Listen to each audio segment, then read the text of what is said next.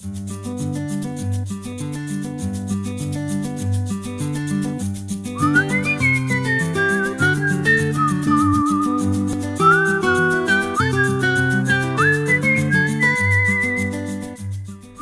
동네 곳곳을 돌아보며 그 시절 울산의 시간을 다시 소환해보는 시간, 브라보 마이 울산 라이프.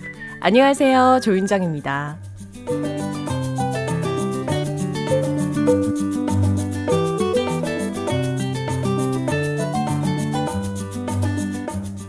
봄이면 지천에 흔히 피어나는 철쭉. 그런데요, 울산에는 조금 특별한 철쭉이 있습니다. 봄이 되면 울쭉은 가지산 능선을 따라서 20만 그루가 넘는 철쭉이 피어나며 장관을 이루는데요. 삼국유사에 전설이 실려 있을 정도로 오랜 세월 울산의 산에서 피고 진 천연 기념물이죠. 이곳에 피는 철쭉은 척촉이라는 희귀종으로 꽃이 너무나 아름다운 나머지 나그네의 갈 길을 머뭇거리게 했다는 데서 그 이름이 지어졌다는 설도 있습니다. 가지산에는 철쭉을 비롯해 이 계절마다 우리의 발걸음을 멈추게 하는 풍경들이 참 많죠. 가지산이 품고 있는 다양한 풍경들을 오늘 좀 더 자세히 들여다볼까 합니다.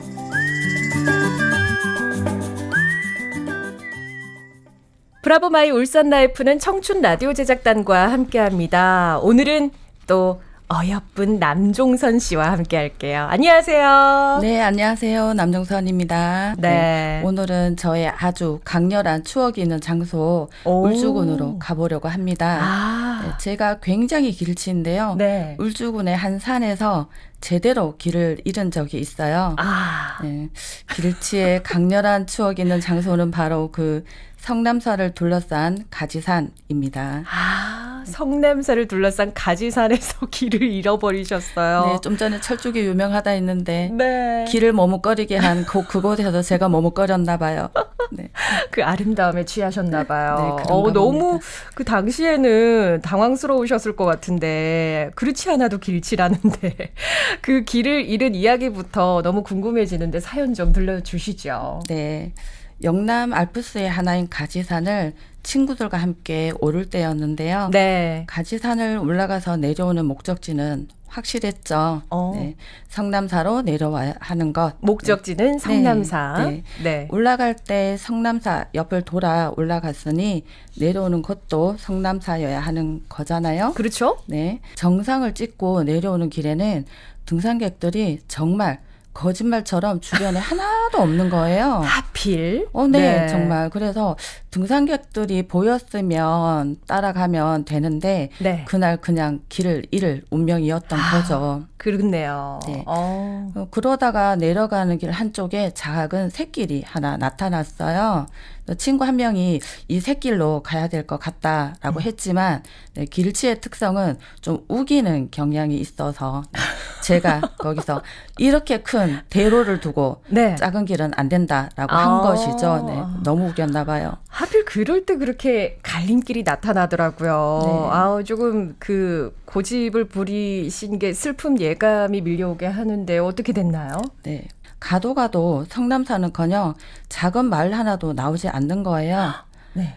그러다가 세상에 내려가는 길 앞에 저희 눈앞에 경상북도 청도 우문사 어머. 팻말이 떡하니 네, 나타났습니다. 경부까지 넘어갈 뻔한 네, 거네요. 전체 어른. 너무 먼데요? 너무 멀었어요. 한참 걸어가셨겠는데요.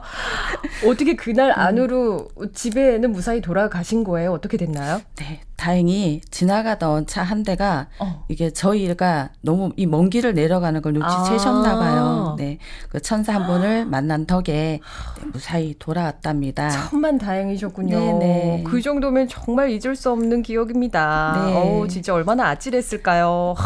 그나저나 이렇게 이 길을 당황스럽게도 잃어버리게 한 그 아름다운 가지산의 성남사에서 출발한다고 하셨는데 어떤 절인지 일단 짚고 넘어가 보자고요. 네. 네.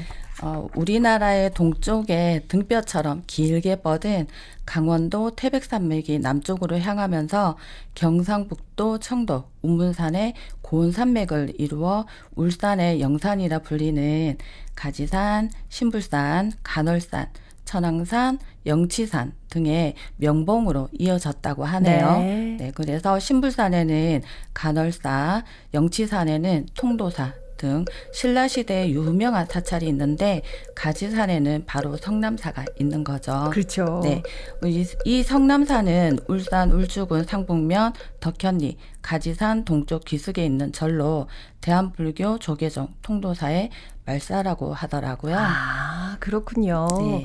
이 울산의 영남 알프스라고 불리는 산들이 이 태백 산맥에서 이렇게 시작한 것이었네요. 그죠? 네네. 오, 이 산속으로 들어가면 아무리 더워도 나무 그늘이 있어서 시원하기도 하고 맞아요. 성남사도 아기자기 참 예쁜 곳인데 들어가는 길도 궁금해집니다. 네, 맞습니다. 이 성남사로 가는 길은 산책하기에 정말 괜찮은 곳인 것 같아요. 그렇더라고요. 네. 1000년이 넘는 역사를 가진 곳이다 보니 위로 쭉쭉 뻗은 키가 큰 나무가 길목을 따라가며 지키고 서 있어서 네. 여름이면 시원한 나무 그늘이 뜨거운 햇살을 가려주어서 정말 시원하답니다. 아, 그러니까요. 이렇게 네네. 산속에 자리 잡은 절에 가면 그 나무가 주는 시원함이 정말 좋더라고요. 맞아요. 네. 이 여름이 되면 저는 아이들 데리고 이 성남사 계곡도 종종 찾곤 했거든요. 네, 가족들과 함께 계곡 주변에 텐트를 쳐놓고 계곡물에서 물놀이를 하는 것이 90년대 최고의 비서였죠, 그죠? 그 성남사에는 구유도 꽤 유명하죠. 네, 맞아요. 구유는 옛날에 사찰 내에 그 1000명, 꽤 그 시절에 많은 인원인데 그 1000명 대중에 공양을 지을 때 쌀을 씻어 담아두거나 밥을 퍼담아 두던 그릇을 말합니다. 네. 이 성남사에는 길이가 무려 630cm에 폭 72cm의 커다란 엄나무 구유가 있어요. 이 엄나무 구유는 약 500년 전 간월사에서 옮겨온 것이라고 하는데요.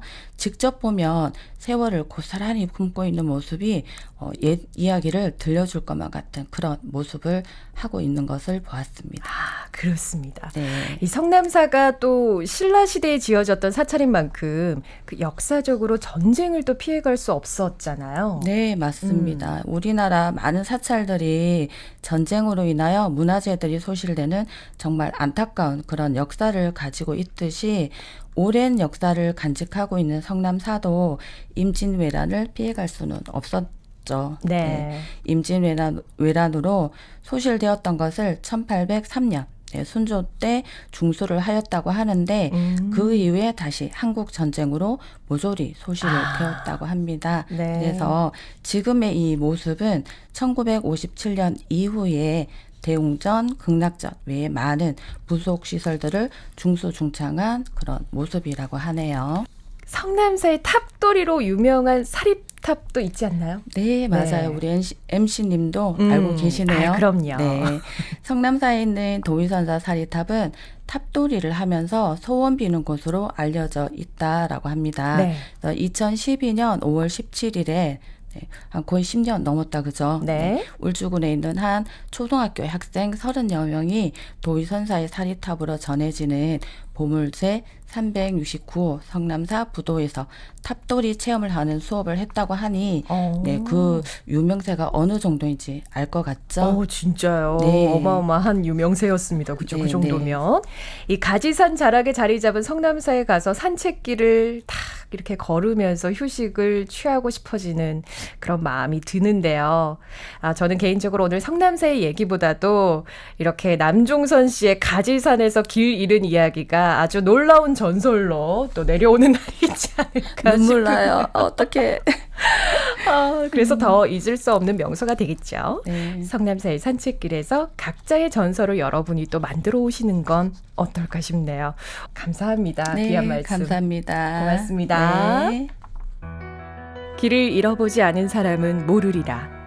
터덜거리며 걸어간 길 끝에 멀리서 밝혀져 오는 불빛의 따스함을.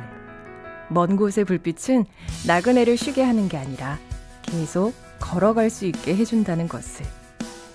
나희덕 시인의 시 산속에서 나오는 구절입니다. 일상에 치여 때로는 나를 잃어버릴 때가 있습니다. 가을산을 천천히 오르면서 잠시 잊고 있었던, 우리 안에 잠자고 있었던 소중한 그 무언가를 되찾을 수 있었으면 좋겠습니다. 함께 해주신 여러분 고맙습니다.